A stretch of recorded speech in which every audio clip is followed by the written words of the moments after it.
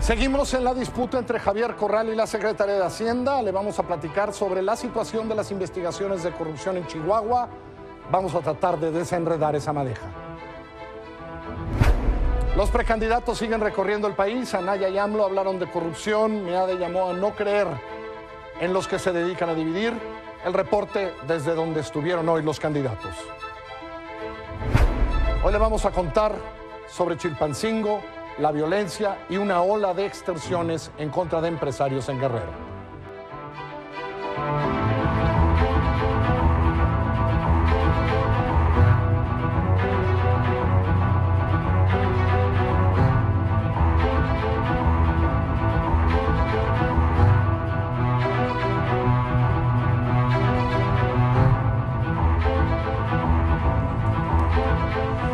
Buenas noches, ¿cómo están? Bienvenidos, yo soy Carlos Puch, esto es Milenio Televisión a las 10 de la noche, la hora de las noticias, en este martes 9 de enero del año 2018. Vamos a ocupar los primeros minutos de este noticiero para hablar de la disputa entre el gobernador de Chihuahua, Javier Corral, y la Secretaría de Hacienda, por la acusación que hace el panista de que Hacienda le ha condicionado una entrega de recursos por la investigación de presunto desvío de recursos del gobierno de César Duarte, que en última instancia habrían llegado al PRI en el año 2016. Primero lo primero. La investigación de la Fiscalía de Chihuahua comenzó solo como un asunto de desvío de recursos a empresas fantasma durante la administración de Duarte. Así, con eso se hicieron las primeras detenciones.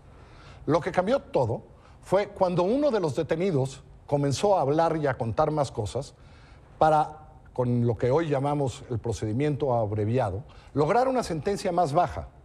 ¿Y qué dijo? Dijo que ese dinero era para el PRI y que se había repartido en el PRI para operar las elecciones del 2016. Como le decía, hoy ya hay 5 exfuncionarios del gobierno de César Duarte detenidos, 2 ya sentenciados. El más reciente detenido es el exsecretario general adjunto del CEN del PRI, Alejandro Gutiérrez Gutiérrez, detenido el pasado 20 de diciembre y quien es acusado de haber desviado más de 250 millones de pesos. Este señor Gutiérrez es quien habría llevado ese dinero al PRI. Por el momento, Gutiérrez se encuentra en prisión preventiva. Está detenido también el exsecretario de Educación de Chihuahua, Ricardo Yáñez. Él fue detenido el 27 de marzo del año pasado por el delito de peculado por 246 millones de pesos y fue sentenciado a 4 años de prisión. ¿Después de qué? De haber aceptado su responsabilidad. Yáñez, le decía, se acogió al beneficio de proceso abreviado, redujo su condena a cambio de información. Igual lo hizo, por cierto, Javier Garfio Pacheco, exsecretario de Obras Públicas y exalcalde de Chihuahua, acusado él de desviar 328 millones de pesos. Garfio Pacheco se dijo responsable del delito, había sido condenado a 3 años de prisión, pero por haberse acogido y haber contado algo, a poco menos de 24 horas de ser sentenciado, se le concedió libertad. Junto con Javier Garfio fue detenido el exdirector de Administración de la Secretaría de Hacienda, Gerardo Villegas. Él está acusado de desviar 120 millones de pesos. Aún está en proceso, se encuentra en prisión preventiva. Al igual que Antonio Enrique Tarín García, en ese momento diputado suplente, acusado también de ser parte del esquema para desviar esa cantidad de dinero que hoy, dice la Fiscalía de Chihuahua, habría llegado al PRI. Al mismo tiempo que se hacía esta investigación, al gobierno de Chihuahua le faltaba dinero para cerrar el año. Y en diciembre acudió a la Secretaría de Hacienda y firmó un convenio para recibir poco más de 800 millones de pesos extras. Ayer, el gobernador de Chihuahua, Javier Corral, acusó que en enero el gobierno federal incumplió ese acuerdo para sanear las finanzas estatales y que incumplió ese acuerdo en represalia por la detención de Alejandro Gutiérrez, exsecretario general adjunto del PRI.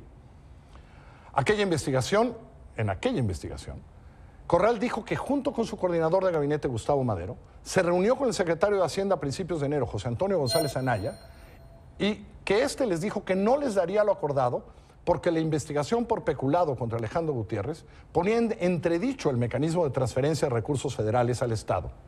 Según Corral, por esa razón, Hacienda tomó la decisión unilateral, dice el gobernador, de interrumpir los convenios y con ello la transferencia de 700 millones de pesos que aún faltaban.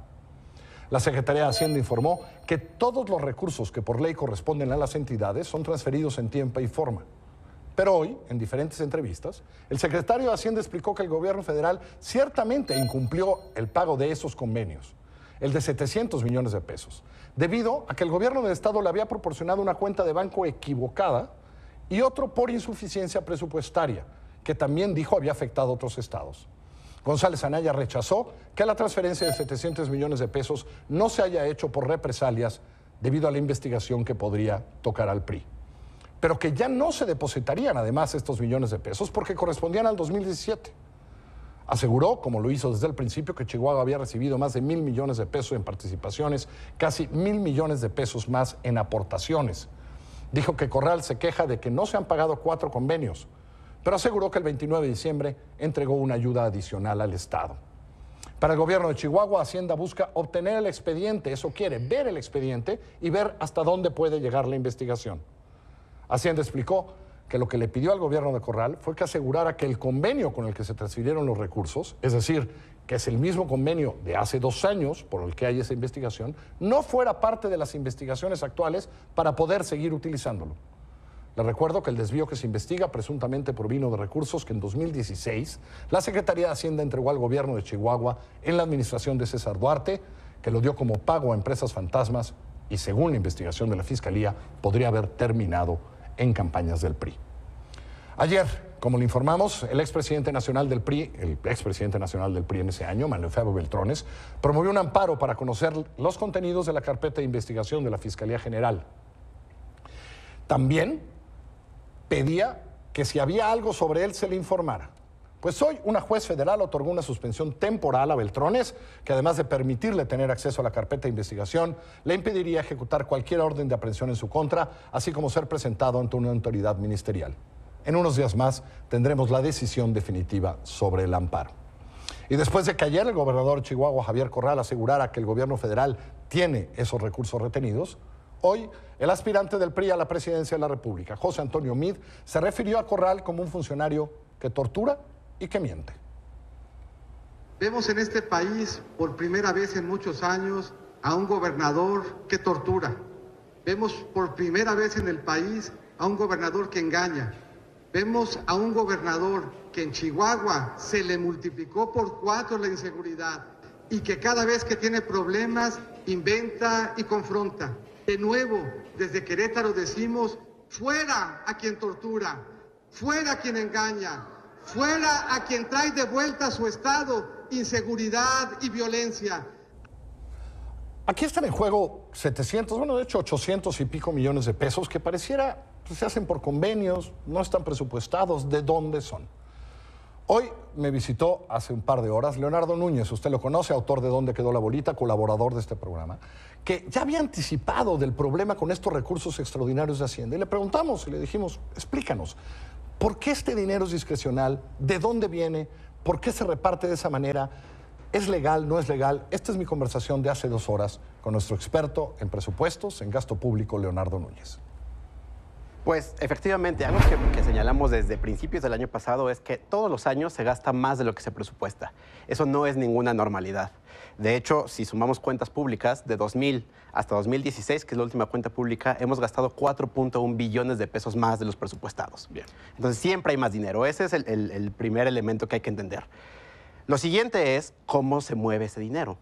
Hay una parte que se mueve con reglas muy claras. De hecho, si seguimos el conflicto que hay entre Corral y Hacienda, el primer comunicado de Hacienda dice, a ustedes ya les dimos más de 1,000 millones de pesos de ingresos adicionales, ¿no? Y eso es cierto, pero eso tiene una justificación muy clara, que es cuando hay mayores ingresos por rubros tributarios y por rubros petroleros, incrementa una cosa que se llama la recaudación federal participable. Y esa bolsa se divide con una fórmula, ¿no? Y a cada estado le toca con una fórmula. Eso no hay discusión y eso sí es cierto y es lo que dice Hacienda. Lo que responde Corral es que no están peleando eso. Ellos están peleando la firma de unos convenios que se señalaron el 14 de diciembre del año pasado y en los cuales se prometían una serie de recursos. En total se habían prometido 804 millones porque son 4 convenios diferentes y ellos dicen de esos 800 millones, 780 no se pagaron, ¿no? Y luego viene toda la explicación política. ¿De dónde venía ese dinero? ¿De qué tipo de ingreso que es tan discrecional? Lo que hay que entender es que los que se reparten con reglas es porque ya sabemos que van a subir. Pero hay una serie de ingresos extraordinarios que no son tan extraordinarios como parecen. ¿Por qué? Porque Hacienda los calcula a la baja. Y esto quiere decir que en la ley de ingresos ellos dicen que van a tener, por ejemplo, 100 pesos, sabiendo que a final de año va a haber 120 pesos. ¿No? Para que le pongamos números reales, en el último informe que dio la Secretaría de Hacienda a la Cámara de Diputados, que es de noviembre, ellos decían que iba a haber un ingreso estimado para gastar 4.8 billones de pesos, pero ahora se había actualizado y esta cifra había subido 515,000 millones de pesos. Es decir, los ingresos extraordinarios más allá 515,000 millones. son 515 millones. Y esta parte de ingresos que se acolchonan, que es como dicen Hacienda, se reparten de manera discrecional. Una parte que discutimos la primera vez cuando esto todavía era una tesis es que hay una frase que se llama adecuaciones presupuestarias, ¿no? En el caso de los estados, esto se llama convenios. Y los convenios lo que son es la posibilidad de Hacienda para entregar más recursos de los presupuestados. Y en este caso, aquí no hay reglas muy claras, porque esto baja mediante una cosa que se llama el ramo 23. El ramo 23 se llama previsiones salariales y económicas y básicamente es una bolsa de dinero que tiene Hacienda para disponer de ella a voluntad y entregarla a quien quiera. Entonces, lo que tenemos son gobernadores que acuden a Hacienda sabiendo eso, le dicen, oye, échame esto más porque yo quiero hacer esto, échame esto más porque yo quiero hacer esto, y básicamente Hacienda decide cómo, Claro. a quién y en qué proporción. Claro, porque como no hay reglas, aquí todo es sujeto a una negociación. Bien. ¿No? Y solo para dar una dimensión de esto, que es el ramo 23, vamos a la cuenta pública y veamos que estaba originalmente presupuestado en 141,000 millones de pesos. Eso es lo que se tenía destinado para previsiones. Pero por estos ingresos extraordinarios, en este solo rubro, se gastaron 247,000 millones de pesos. Es decir, 106,000 millones de pesos fue la bolsa de dinero adicional. Y esa se reparte entre secretarías y entre gobernadores. Y esto sistemáticamente pasa. Entonces, lo que revela el caso de Corral es un modus operandi también. Pero aquí esto sucede con todos los gobernadores. Lo que pasa es que este es un gobernador al cual no le cumplieron y como no hay reglas claras, lo echaron para atrás y se quejó. A lo mejor hay otros gobernadores que no les han cumplido, pero les dicen el año que viene te voy a cumplir mejor o tal, o les cumplen después. Pero esto debe haber pasado con muchos estados mucho tiempo. Claro. Ahora dice Javier Corral que va a ir a la Suprema Corte a tratar de que ese dinero sea regulado. Hoy es totalmente legal esto que hace Hacienda. Es decir, no hay ninguna ley que impida la discrecionalidad de Hacienda y las negociaciones con gobernadores para esta cantidad de recursos a final del año. Claro, la frase que uno escucha en todo momento es, esto se hace con estricto apego a derecho. Y es cierto. Esto está regulado en la Ley Federal de Presupuesto y Responsabilidad Hacendaria, en la Ley de Coordinación Fiscal. Para terminar, ¿de cuánto es lo apegado a derecho que es discrecional de la Secretaría de Hacienda? ¿De cuánto es? En este caso, por ejemplo, ramo 23 son 106,000 millones de pesos. Bien, con estricto apego a derecho. Me da gusto decir que Leonardo lo advirtió en esta mesa hace como un año y dijo, el peor dinero es ese, hoy hay un escándalo. Es nuestro escándalo político para amanecer el año. Lisa, ¿cómo estás? Feliz año. Muchas gracias. Qué bueno que estás aquí, Nacho. Feliz año. Feliz ¿Cómo estás año a los aquí? dos. Feliz año a todos. Arráncate, Lisa. A ver. Pues yo quisiera arrancar precisamente por esta última parte que a mí como ciudadana sí me parece un escándalo y es que exista esta discrecionalidad con estos sacos inmensos de dinero en pleno 2018 en donde la Secretaría de Hacienda puede decidir como resultado de estas negociaciones que son técnicas y sobre todo políticas, ¿no? A quién sí le asigna recursos, a quién no le asigna recursos y por qué, y con la mano en la cintura puede precisamente pues ampararse en la legalidad para decir esto es perfectamente normal y yo no te lo doy y hazle como quieras. Yo lo que sí veo es que esta gravedad nos va a seguir llevando precisamente a controversias de este tipo, nos va a seguir llevando a problemas políticos justamente de este tipo, pero sí de alguna u otra manera me parece grave que para los ciudadanos de Chihuahua esto se haya traducido en que hoy por hoy su gobernador tuvo que pedir un crédito para terminar de sanear el año fiscal 2017 con una tasa de interés que le va a salir muy caro al contribuyente de Chihuahua, independientemente de los dimes y diretes entre la Secretaría de Hacienda y el gobierno de Chihuahua. Y segundo lugar, me parece muy grave esta discrecionalidad porque precisamente se presta que los recursos públicos sean utilizados como la zanahoria y el garrote. ¿no? No sabemos todavía en este caso, no se han terminado de dirimir las responsabilidades de un lado y del otro, pero sí queda muy claro, ¿no?, que cuando en esta negociación hay un perdedor, ese perdedor puede precisamente hacer uso de esta discrecionalidad para acusar de un lado o para acusar del otro. Nacho. La discrecionalidad de Hacienda todo el mundo la sabíamos. Lo que realmente es nuevo en este escándalo es que ese dinero, cuando menos en el 2016, haya sido utilizado para campañas del PRI. Cosa que no era, digamos, era para negociaciones políticas, no para apoyar campañas, no para apoyar campañas electorales. Entonces yo creo que lo relevante de este escándalo es, bueno, sí, el caso mismo de Duarte y el desvío de los 250 millones de pesos en 2016 pone la atención de lo que puede pasar en Hacienda, y a la hora que se abre este escándalo por esta manipulación de Hacienda de te doy o no te doy, se reaviva, digamos, el interés sobre esto y nos pone los focos rojos sobre la campaña del PRI, que de dónde salió el secretario de Hacienda. Sí, un poco, digamos, un poco, digamos, era una investigación sobre corrupción, como había habido con Borges o como había habido con el otro Duarte hasta hace muy poco, ¿no? Era esa tranza. Cuando la investigación deriva en esto, ¿no? Y hay que decirlo, aún está en investigación, el señor Gutiérrez todavía es inocente hasta que no se pruebe ahí. Pero hay detenidos ya. No, hay detenidos. Sí, hay una treintena. Hay sentenciados. Sí, pero hay sentenciados por corrupción que luego cuentan lo otro, ¿no? Yo lo que creo que es importante rescatar de esto precisamente, Nacho, es que incluso Pérez de Hacha lo decía al respecto de este caso. Es a partir de 2012 que empezamos a ver los casos de peculado relacionados directamente al financiamiento de las campañas. Antes se hablaba de los casos de corrupción por enriquecimiento ilícito personal, no necesariamente por la triangulación de las empresas fantasma para financiar elecciones. Me parece que en año electoral, en la elección más grande de nuestra historia democrática, esto es particularmente relevante, precisamente porque vuelve a sacar a la luz un modus operandi de un lado y del otro, ¿no?, que pone al ciudadano en el peor de los escenarios. El ¿no? modus operandi, digamos, de Videgaray y de Peña, de la Secretaría de Hacienda, en donde transfirieron recursos a campañas priistas. Déjenme poner sobre la mesa... Y que existen las pruebas incluso de las transferencias hechas, no solo de los testimonios de los imputados. Por eso es que se les detuvo. Déjenme poner solo sobre la mesa el evento de ayer y si a ustedes les preocupa. Porque el evento de ayer, quien está atrás del gobernador, pues es, digamos, representante de uno de los contendientes, ¿no? Ahí están todos los representantes. Sino también hay una especie de error en Javier Corral en donde puede tener razón, pero que lo vuelve político cuando están ahí PRD, alguien de Movimiento Ciudadano, ¿no? Es decir, representantes del frente como... ¿no? Que también politiza esta parte de una investigación que es seriosísima, que sería la politización del dinero de Hacienda. Mira, eso me preocupó un poco viendo a los acompañantes. Si vemos en términos de que puede ser cuestionada o no cuestionada su investigación, esta politización sí puede digamos, haber sido un error de Corral.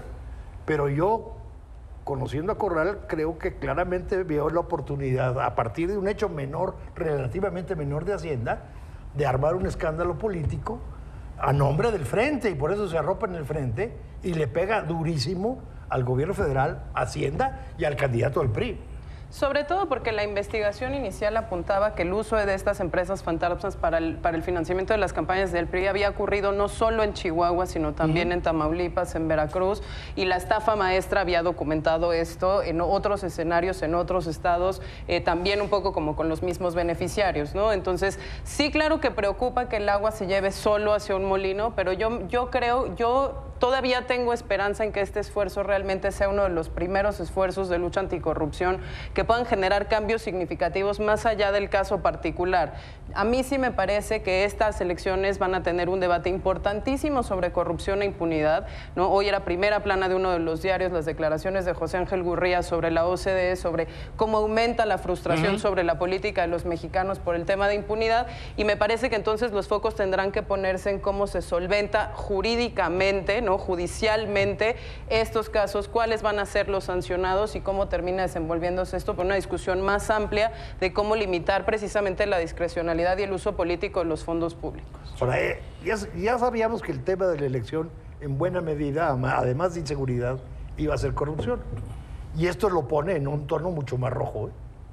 Sí, como esto lo pone en el número uno y apunta hacia la Secretaría de Hacienda. Y recordamos algo que todos sabíamos, pero tal, que la Secretaría de Hacienda gasta mucho del dinero como lo deciden aquí al lado, allá en Palacio Nacional. Lisa, buen año, que tengamos buen año. Gracias. Igualmente, Carlos, muchas Nacho, gracias. mil Nacho, mucho gusto. Voy a hacer una pausa. Cuando regresemos nuestra ronda con los suspirantes, uno se cortó el pelo, otro fue a dejar a su hijo. En fin, mira, uno se cortó el pelo, ahí está, otro fue a dejar a su hijo a la escuela tempranito. En fin, así andan nuestras precampañas. Ahora volvemos.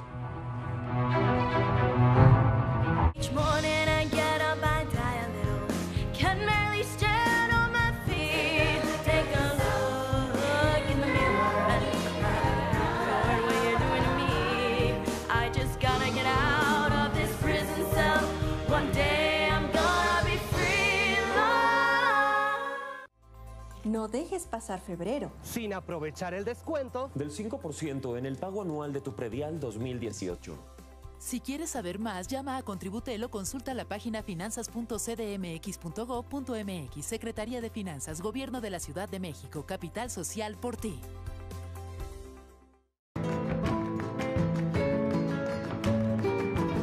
Bodegas Lleiroso. Máxima expresión. Ribera del Duero.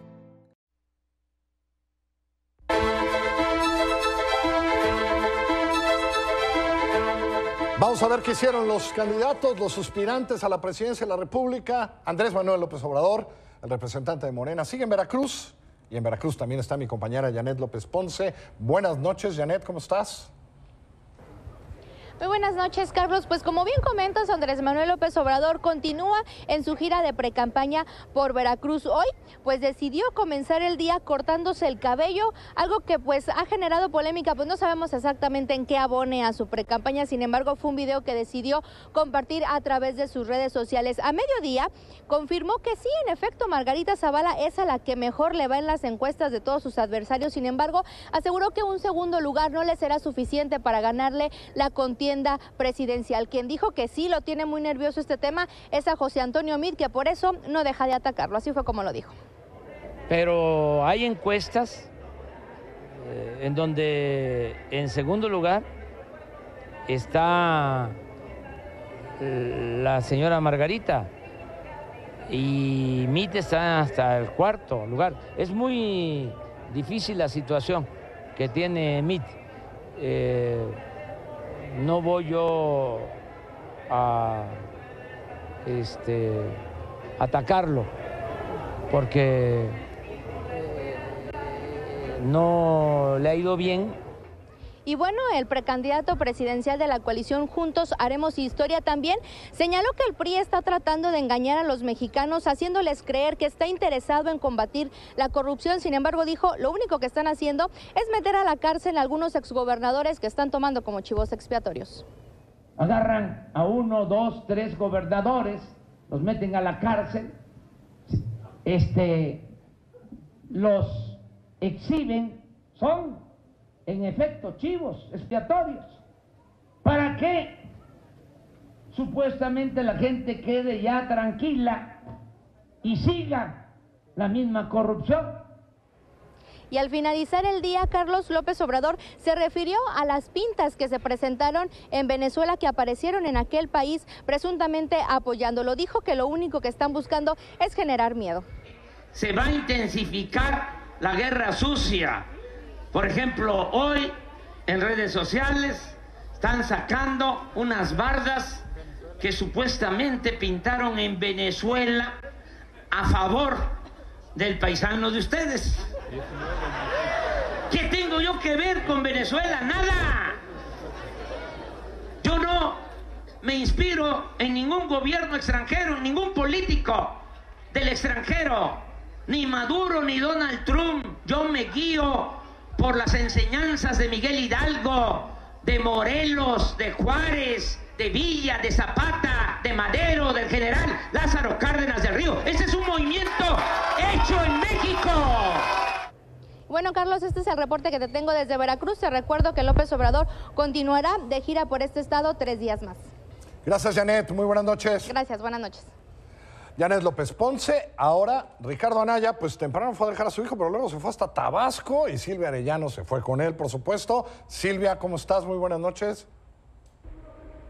Hola, ¿qué tal, Carlos? Muy buenas noches. Durante un encuentro con la militancia del PAN, PRD y Movimiento Ciudadano, Ricardo Anaya, precandidato presidencial de la coalición por México al Frente, dijo que está en contra de los llamados gasolinazos y señaló que se necesitan alrededor de 120,000 firmas para impulsar una nueva iniciativa que eche para atrás este tema. Aquí, en Villahermosa, Tabasco, presentó su propuesta presidencial y dijo que no duerme tranquilo por los problemas que aquejan al país, como es la pobreza extrema. También se refirió al tema de la corrupción en la entidad y dijo que el exgobernador del PRI, Andrés Garnier, pues nunca hubiera sido detenido por el presunto delito de defraudación fiscal si no hubiera llegado la alternancia. Indicó que Tabasco, en el triunfo de la democracia y con la transición de Arturo Núñez, pues trajo justicia a la entidad. También se comprometió aquí en la entidad natal de Andrés Manuel López Obrador, pues a apostar a las energías limpias, al turismo cultural, y afirmó que los corruptos ya se les acabó la fiesta. Pero si te parece, vamos a escuchar parte de lo que comentó.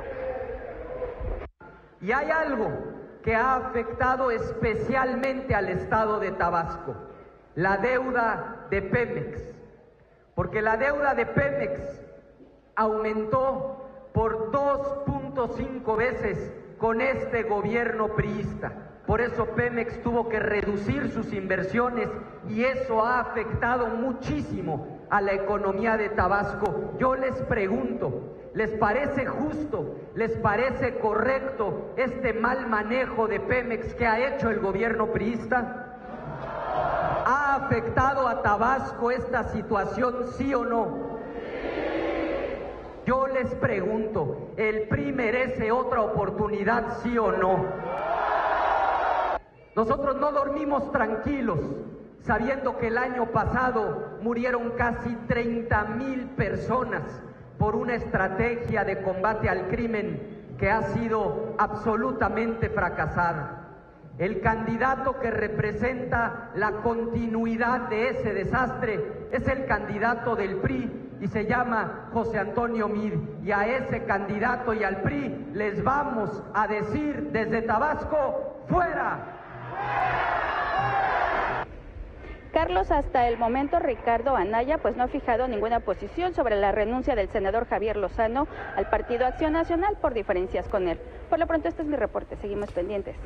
Bien, gracias Silvia, muy buenas noches, nos escuchamos mañana, hasta luego. Muy buenas noches. Bien, y José Antonio Meade, el aspirante por el Partido Revolucionario Institucional, estuvo en Querétaro. Allá estuvo también mi compañero Abraham Reza. Abraham, muy buenas noches, tu reporte. ¿Qué tal, Carlos? Muy buenas noches, un gusto saludarte de nuevo. Así es, esta tarde el precandidato de la coalición PRI, Partido Verde y PANAL se reunió con la militancia priista en el estado. Durante este encuentro, José Antonio Meade pidió no creer en aquellos precandidatos que ofrecen dinero de las finanzas públicas para ganar la presidencia. También dijo que no se debe de creer en aquellas personas que dividen en la política. Escuchemos cuáles fueron exactamente sus palabras, Carlos. Y cuando vemos a un político de Querétaro que sale para decir que la forma de ganar es regalar dinero que no es de él, regalar dinero de las finanzas públicas, regalar dinero para todos, regalar dinero a quien lo necesita y a quien no lo necesita. No reconocemos en esa traición de ideales a alguien porque queramos votar. A quien traiciona los ideales desde Querétaro, ¿cómo le decimos? ¿Cómo decimos a quien traicione ideales? A quien traicione la política, a quien engañe en su declaración patrimonial. Esta es la información hasta el momento, Carlos. Por lo pronto nosotros viajaremos hoy a la Ciudad de México, en donde mañana el precandidato tendrá más reuniones. Volvemos con ustedes al estudio. Muchísimas gracias, Abraham Reza, allá desde Querétaro. Gracias, Abraham. Muy buenas noches. Muchas gracias y muy buenas noches, Carlos. Vamos a hablar ahora de los independientes. Realmente hay dos independientes que tienen posibilidad real de estar en la boleta. Son Jaime Rodríguez Calderón, el Bronco. El Bronco ya consiguió, fíjese en estos mapas que le vamos a ver, ya consiguió las firmas necesarias en 6 de 17 estados requeridos. Es decir, ya tiene más del 1% de la lista nominal en Baja California Sur, Estado de México, Nuevo León, Quintana Roo, Tabasco y Tamaulipas. En 5 estados, Le faltan el 30% de las firmas necesarias en Coahuila, en Chihuahua, en Ciudad de México, en Guerrero y en Oaxaca. Es decir, en todos los demás va abajo del 30%. Y son 17, es decir, 5 cumplidos más 5 cercanos, pues todavía le faltarían 7. Vamos ahora con Margarita Zavala. Margarita Zavala ya consiguió las firmas necesarias, es decir, el 1% del padrón en esos estados, en los siguientes: en Aguascalientes, en Campeche, en Colima, en Chiapas y en Oaxaca. Ahora, ¿en qué estados está cerca? Está a menos del 30% de llegar. En el Estado de México, en Querétaro, en Sinaloa y en Yucatán. Esto quiere decir que todavía están lejos del 17%. Todavía están muy lejos del 17%, esa es la verdad, y faltan 40 y pico de días para que se acabe la carrera por los independientes. Vamos a hablar de otras cosas, vamos a hablar de seguridad. En Baja California Sur, en Los Cabos, se reforzó la seguridad a raíz de los enfrentamientos de este sábado entre presuntos delincuentes y elementos de la Marina Armada de México. Ahí 7 presuntos sicarios murieron. La comandancia de policía, el Palacio Municipal y los hospitales permanecieron cerrados anoche y para poder ingresar a ellos era necesario identificarse. Según fuentes locales, varias instituciones públicas han recibido amenazas y advertencias de bombas. En Acapulco, en Guerrero, 19 de los 38 policías comunitarios detenidos el domingo fueron consignados y trasladados al penal de Las Cruces por los delitos de homicidio calificado, lesiones, uso de armas exclusivas del ejército y posesión de droga. Hoy, pobladores de La Concepción asistieron a la Fiscalía Regional de Acapulco para exigir a las autoridades no liberar a los policías comunitarios detenidos el domingo. Al mismo lugar llegaron los líderes de la policía comunitaria de esa localidad, quienes exigieron que los policías comunitarios sean puestos en libertad.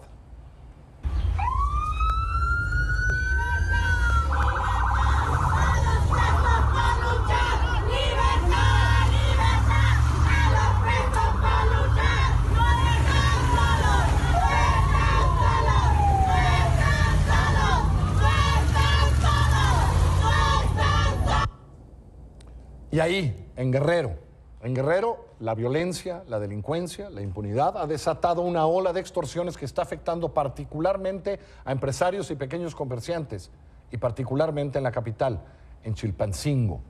La historia de esta triste historia de lo que está pasando en la capital guerrerense la tiene mi compañero Javier Vega.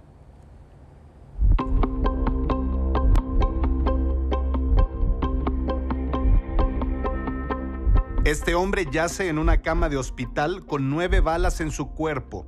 Es comerciante en Chilpancingo, Guerrero. Fue atacado por un hombre armado al salir de su local. Estábamos trabajando, cerramos la tienda, abordamos nuestro vehículo. De pronto se paró adelante de nosotros una persona y sin mediar palabras accionó su arma. Meses atrás había comenzado a recibir amenazas. Un grupo del crimen organizado pretendía cobrarle derecho de piso, pero él se negó a pagar.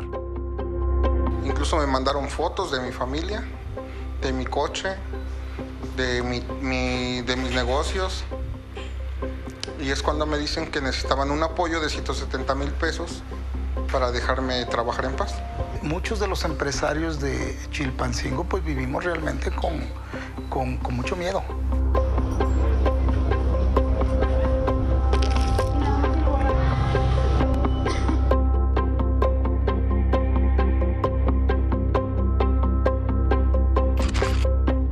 Desde hace meses, en la capital de Guerrero, los comerciantes y empresarios viven un auténtico infierno. Son el blanco de una nueva ola de extorsiones. Las cuotas que les exigen, según sus organismos, van de los 150 a los 200,000 pesos. El último ataque a un comerciante en Chilpancingo ocurrió aquí, en las calles del centro, donde se ubican decenas de comercios que permanecen abiertos pese al entorno hostil. Desafortunadamente, según la Cámara de Comercio local, en el último año han sido 80 los negocios que decidieron cerrar sus puertas por amenazas o extorsiones.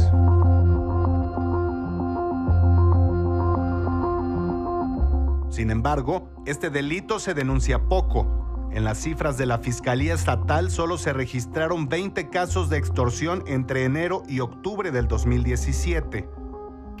Denunciar es, la verdad, un alto riesgo, un hecho que no cualquiera lo quiere hacer. Por eso las cifras no coinciden, las oficiales, con las que tenemos en realidad.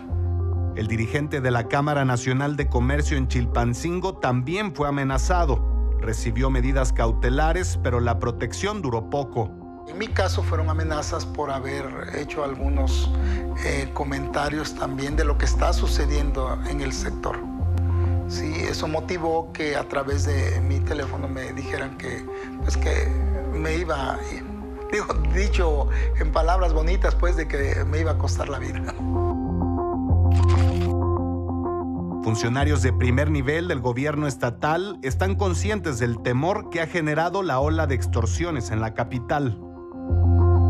El día de hoy recibí una llamada. La llamada de un hombre visiblemente asustado que me planteó que había acudido a abrir su negocio, tiene un pequeño taller mecánico, y que al momento de entrar encontró una cartulina.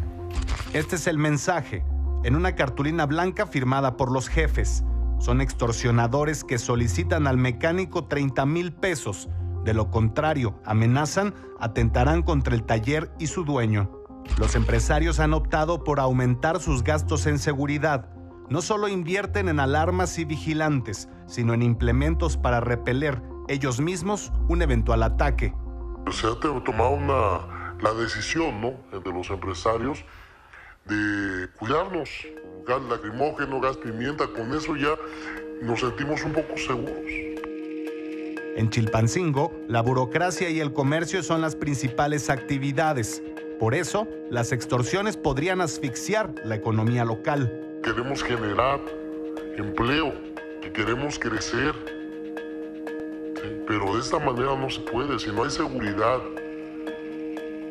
pues nada va a florecer. Y si no permite que el comercio crezca en Chilpancingo, pues esto se va a colapsar. En tanto, los médicos le dicen a este comerciante que podrá recuperarse, pero su futuro es incierto. Sabe que regresar a su negocio lo pondría nuevamente en peligro. Estoy en un dilema, la verdad, porque el irme implica iniciar nuevamente de ceros y el quedarme implica, pues, seguir arriesgando mi vida.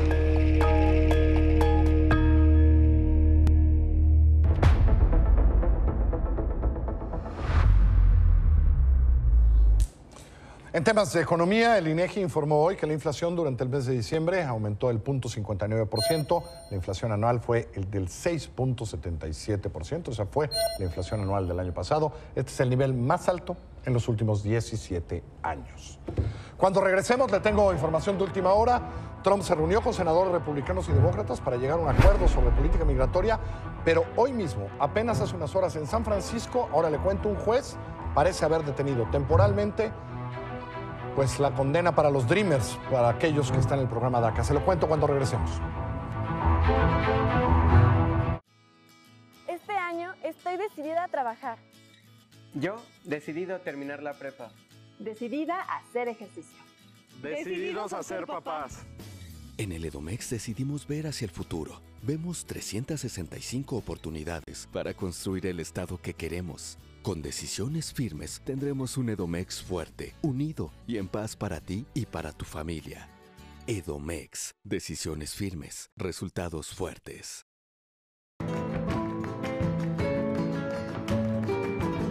Bodegas Lleiroso.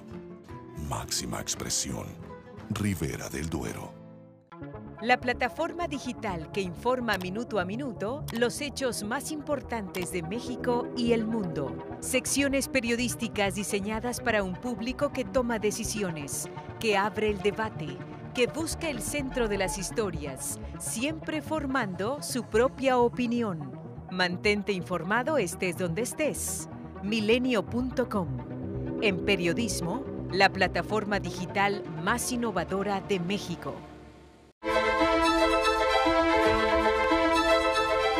El día de hoy, el presidente de Estados Unidos, Donald Trump, mantuvo un encuentro con senadores republicanos y demócratas para intentar llegar a un acuerdo sobre la reforma migratoria. Trump habló de dos fases. Sobre la primera, aseguró que cualquier proyecto de ley para los 800,000 jóvenes protegidos hoy por DACA, es decir, los Dreamers, deberá también incluir el dinero para el muro en la frontera con México, así como nuevas medidas para limitar que los inmigrantes puedan llevar a su familia al país. En la segunda fase, dijo, se analizaría una reforma profunda respecto a todas las leyes del sistema migratorio estadounidense.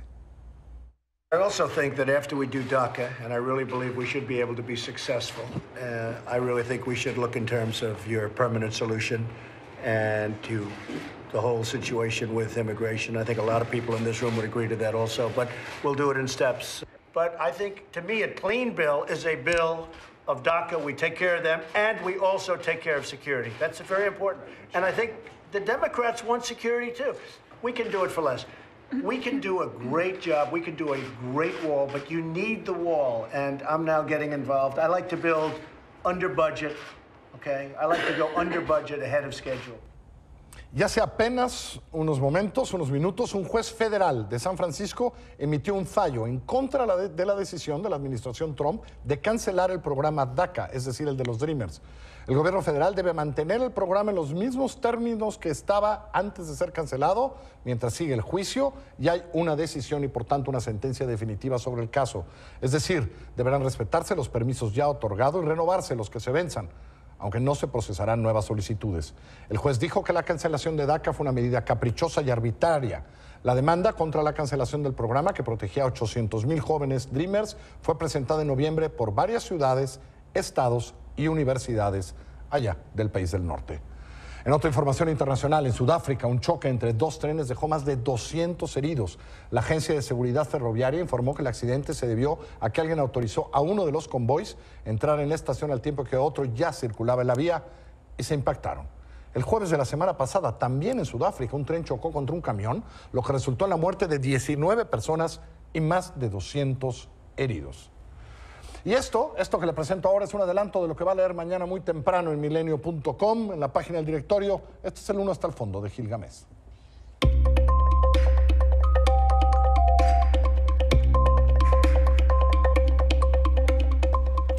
En un gesto antiguo, Gil se llevó los dedos índice y pulgar al nacimiento de la nariz y caviló. ¿Qué les pasa a nuestros políticos con los relojes? Los adoran, les hablan. Buenos días, reloj de mis amores. No marques las horas porque voy a enloquecer. ¿Quién lo quiere? Y entre más caros, mejor.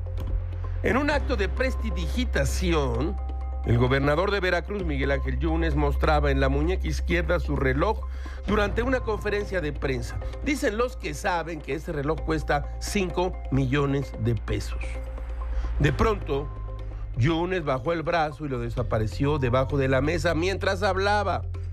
Al subirlo, cosas de la magia, y apoyarlo en la mesa, el reloj había desaparecido. ¿Quién compró relojito, gobernador? ¿Usted? Así nomás, con su dinerito. Así pagó 5 millones ganados con el sudor de la frente y la honestidad que lo caracteriza. Qué bueno, menos mal. De pronto, a Gilga le entran malos pensamientos. En Historias de Reportero, la columna que publica Carlos Loret de Mola en su periódico El Universal, dio a conocer una imagen de los días dorados de Roberto Borges, el exgobernador de Quintana Roo, cuando se daba la gran vida en Miami al terminar su mandato. Sentado a la mesa, frente a 2 platos de exquisita fruta tropical, Borges sujeta su celular con ambas manos y lo mira detrás de unos finísimos lentes oscuros. En la izquierda puede verse, en la izquierda me refiero a la mano izquierda, un reloj que Loret de Mola describe así: un Richard Mille de carbón y oro rosado, edición especial Lotus. En internet lo cotizan en $250,000, casi 5 millones de pesos. Gil no sabía que existiera el oro rosado, pero ahora lo sabe. Si hay oro blanco, puede haberlo rosado e incluso tinto. ¿Qué hay que tener en la cabeza para ponerse en la muñeca un reloj de 5 millones de pesos? Todo es muy raro, caracho. Como diría el maestro Roberto Cantoral, reloj, detén tu camino porque mi vida se apaga. Ahí es la estrella que alumbra mi ser. Yo, sin su amor, no soy nada. Gilga con Roberto Cantoral. Muy buenas noches, que le vaya muy bien. Lo veo mañana aquí a las 10.